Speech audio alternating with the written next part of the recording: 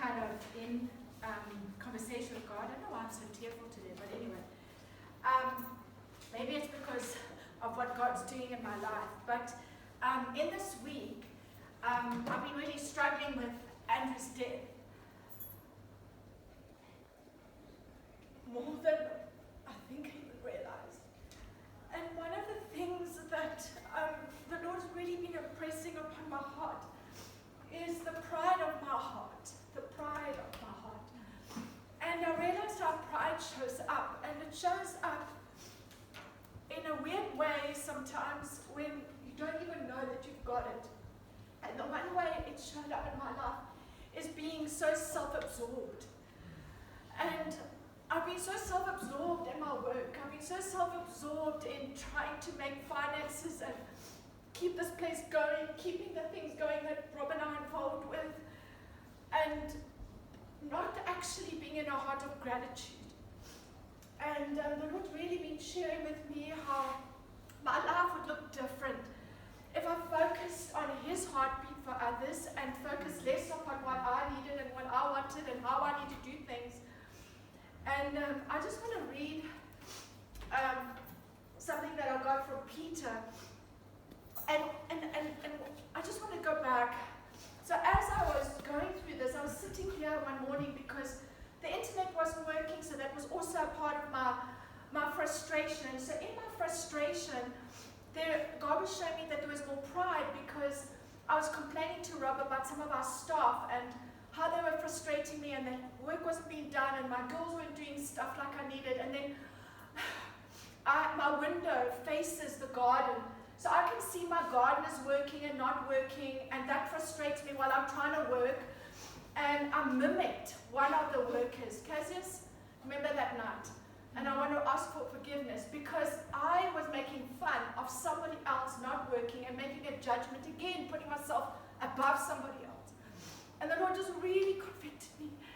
And He said, so you've got so much pride, you've got so much arrogance. And then I was sitting here with my quiet time, and the Lord said, sober-mindedness. Naomi, have a sober mind, have a sober mind.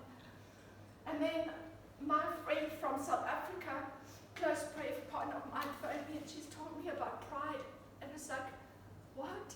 And she just spoke to me about what pride looks like and what God has been talking to her about and her group about. So it was really interesting that God's talking to us about the same thing. And so Friday morning was a group session with her on Zoom, and she spoke about pride and how it comes up and how Job was challenged with it and how God warned Job against pride. And so she did a whole prayer on pride and how we renounce it and how we ask God to forgive us. And I must admit, it was something like something broke. Something broke over me. I felt light. I felt like a burden lifted. I felt like joint pain in my body lifted. And I can only understand that bitterness and frustration and arrogance and haughtiness causes pain in your body. It forms like bitter acid, I'm sure, in your body. And it started affecting me. And I remember, I think it was on Wednesday, I finished work and I was finished. I had pain all over my body. I was like an old woman. I said to Rob, please just run a bath for me. I can't walk. And then Thursday, Friday, we had this prayer meeting, and Friday morning was like a transformation. It felt like all the pain drained out of me. I had energy again. And I realized that pride, when it manifests in our lives, can make us sick. And I just want to share something from 1 Peter. It says, beloved friends, if life gets extremely difficult with many tests, don't be bewildered as though something strange were overwhelming you. It's so interesting, and it says, instead, continue to be grateful, rejoice. And today's message is not a coincidence. And I then started Googling pride and gratitude. How does that work together spiritually? And there's so much on it, actually. Like where they put pride and gratitude together, and they say pride, the antidote to pride is gratitude. And it's so interesting, and I want to just read something to you. It says, pride and ego can blind people and often make them guilty of unwise choices and rash decisions that they may later come to regret. Pride can judgment and cause emotional stupidity. The only thing worse than wounded pride is taking action based on the state of your mind that it creates. I believe the best way to avoid pride is to be grateful, because being grateful keeps you humble. And when you are humble, it is impossible to feel pride. When you are grateful for a spouse, it is impossible to act prideful towards them. When you are grateful for a job, it is impossible to be prideful at work. Gratitude is the key to chasing away pride. Inverted commas. A proud man is always looking down on things and people and complaining. And of course, as long as you're looking down, you can't see something that's above you. Today's challenge is to look up and be grateful for all the wonderful things in your life. That's the best way to keep them. And just thinking about Andrew's death and thinking of the possibility, it was such a big thing for me to think, well, maybe, Rob is also old, I'm old, and the possibilities of losing someone.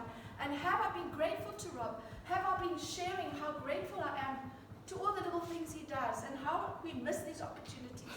So I just want to encourage us. Let God show you where there's pride. Let God reveal to us where there's pride and ask Him to be testing us in that and humble us. And then I just want to ask one thing. When you ask for God to humble you, ask Him to give you strength during that process, because it's not easy to go through a test for humility. So at the same time, when you're asking Him, Lord, humble me, ask Him to give you strength so that you pass the test. All right, so I just want to encourage us. Let's be grateful this morning. Let's thank the Lord as we praise and worship. I love this song, that's why I chose it. Sorry, Philly, I went and put this one in, because He's a good, good Father, and let's just rejoice. Let's thank Him and be thankful, and perhaps go home and thank someone close to you.